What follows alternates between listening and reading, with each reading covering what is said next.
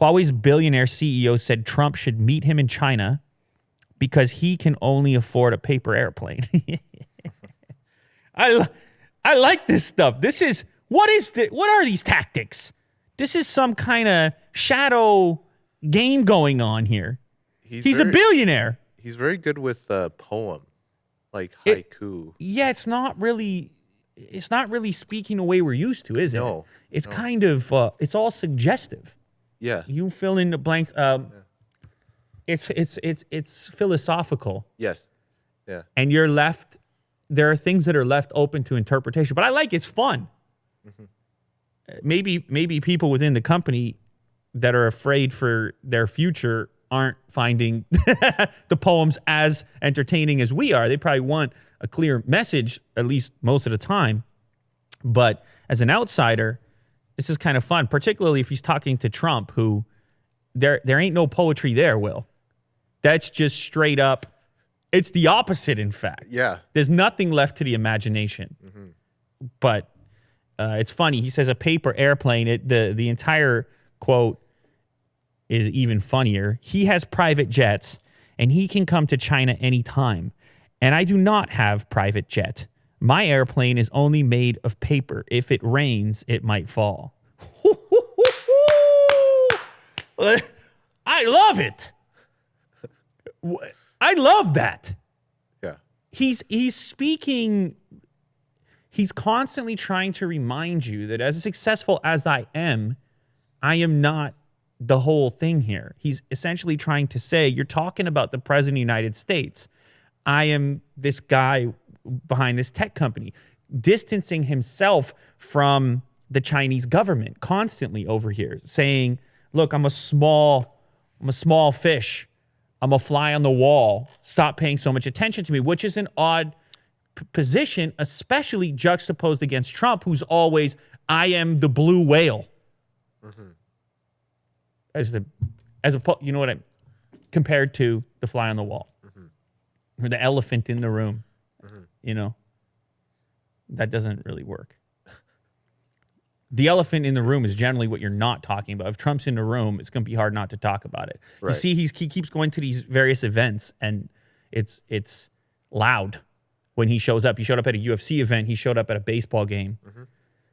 Recently, the Washington Nationals showed up at the White House to celebrate having won the World Series. Anyway, he obviously can afford more than a paper airplane, but he's suggesting that he is easier to crush than Trump himself. That's why he adds the piece, if it rains, it might fall. In other words, the projectiles being fired his way could obliterate his company, in his opinion. He's speaking very free market, which a lot of the skepticism is that Huawei isn't so free market, but instead too intertwined. So it's great, it's beautiful, it's fun. I like this. Now, of course, I'm speculating as well, but I have the words here to go on. I don't have a channel of communication with Trump. I don't have his mobile phone number. When asked if he would speak to Trump, he says, yes, I certainly would. Now, that's a change as well. That's a contradiction from what he said in the past. He said in the past, if he calls, I won't pick up the phone. Remember that quote? Yes. So this is some Jedi games going on.